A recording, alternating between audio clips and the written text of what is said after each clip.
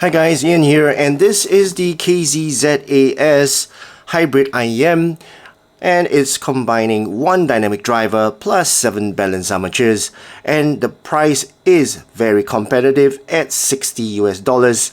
And over the past 2 weeks, I've been putting the ZAS through my regular listening regime, everything from jazz to metal to acoustics, and I think KZ have nailed it in a very musical tuning that punches way above its price point. So let's begin my review first with the accessories. This is the retail box that it comes in, just some specs. Let me read that out to you. The frequency range is 10 to 40,000 Hz, impedance is 24 ohms, and the sensitivity is 109. Now inside the box you get a warranty card, some stock ear tips, small, medium, and large. I would suggest to use your own third-party ear tips. And it comes with this cable. So the cable comes with 3.5 headphone jack. It's an upgraded cable, which is not bad. It's an 8-core cable, braided, and it doesn't have a chin slider, but it's fine. And the ear hooks are actually nice and soft and pliable. So I would say the cable is not bad for this price point. Now let's talk about the design and build quality of this ZAS. It has a semi-custom, slightly contoured shell that's built to be ergonomic. And I find that the faceplate is pretty plasticky, while the bottom shell is actually resin, which is quite light, I would say. The build quality is not premium, it's not metal, it's serviceable for the price. There's no rattling, and the shell feels reasonably durable. Connector wise, I would say the 2-pin connection is pretty reliable, and the gold plating on the 3.5mm headphone jack is solid.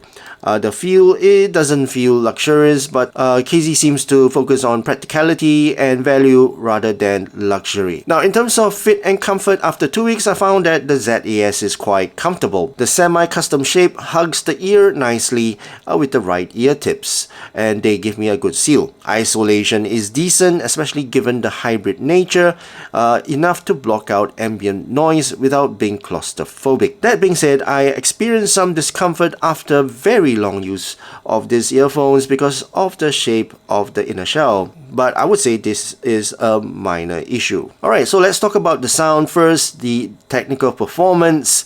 The soundstage and imaging is respectable for its category. It offers a pretty average stage width with a little more depth than height. I find that the instruments are well placed. Imaging is clean enough for busy tracks, though it isn't holographic or luxury IEM wide kind of soundstage. Layering is decent, it's not ultra refined, but for an IEM at this price, you can pick out individual elements in a busy track without everything collapsing together. Now in terms of detail retrieval, given that this is an 8-driver IEM, I expected more, but the ZAS gives up a pretty surprising detail retrieval, especially in the mid-range and treble, but that said, it's not the most resolving IEM out there.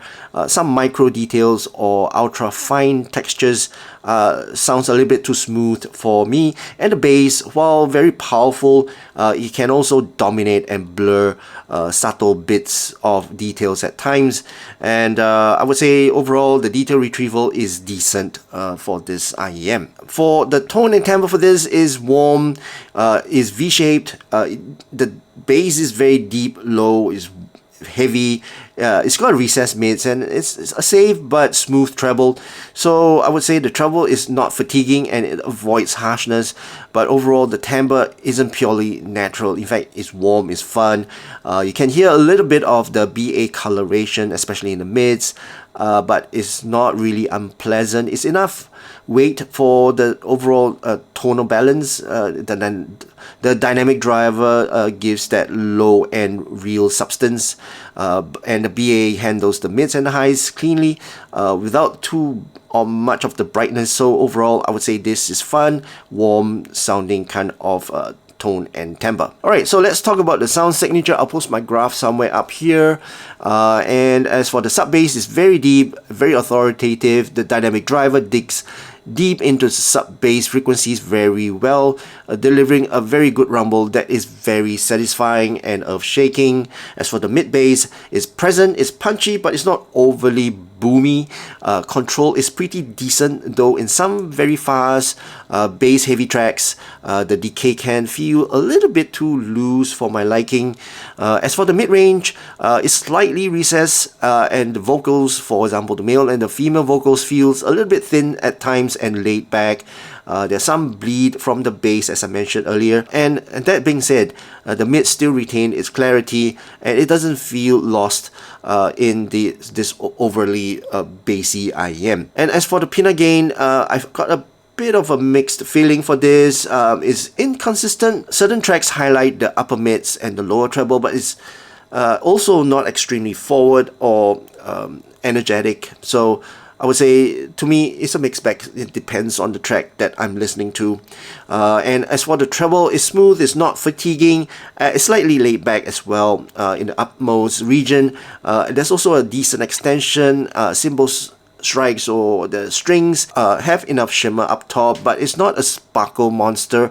So I would say it's a little bit more of a laid back kind of treble, and I would say it's a very safe tuning for the treble. Alright, so that's the overall sound signature of the ZAS. Now let's compare this with the other IEMs like the ZAX or the ZAR.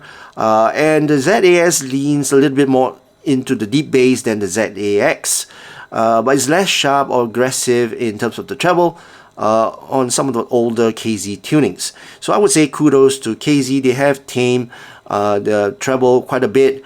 And overall, I would say this is sounds a little bit better than the FD1, noting that while the FD1 has a little bit more speed and details, the ZAS brings more fun and it's a bit boomy but musical kind of bass. So overall, it sounds better in terms of the overall funness and the musicality of the ZAS compared to the FD1. So to conclude, after 2 weeks of using this, I'm quite impressed. It's not a technical tour de force, but it doesn't try to be. Instead, it delivers a very enjoyable musical experience with gleeful sub-bass and decent mids and a pretty safe treble tuning.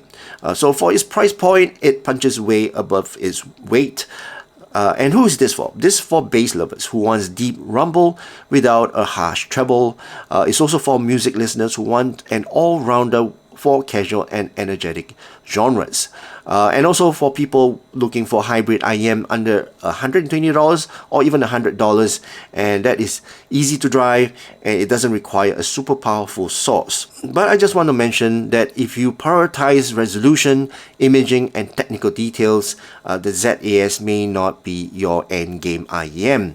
The mids are not super forward, the vocals might not shine as much as some other IEMs unless you EQ it, and you need to tip roll and source match to find the right pairing for the ZAS, and finding the right ear tips and source may make a real difference in your experience using this IEM. So all in all, I would say KZ has made a solid value hybrid IEM here. It's matured from their older, overly bassy and bright models, and for my 2 weeks use with this, I find myself reaching for it when I want a fun but not sloppy tuning. So I would say highly recommended for its price point. And that's it for my overall thoughts and opinions about this KZ ZAS. I hope you guys enjoyed watching this video. If you did, please give this video a thumbs up, and also please don't forget to subscribe to my channel. My name is Ian. Thank you so much for watching, and I'll see you again in my next video. Cheers.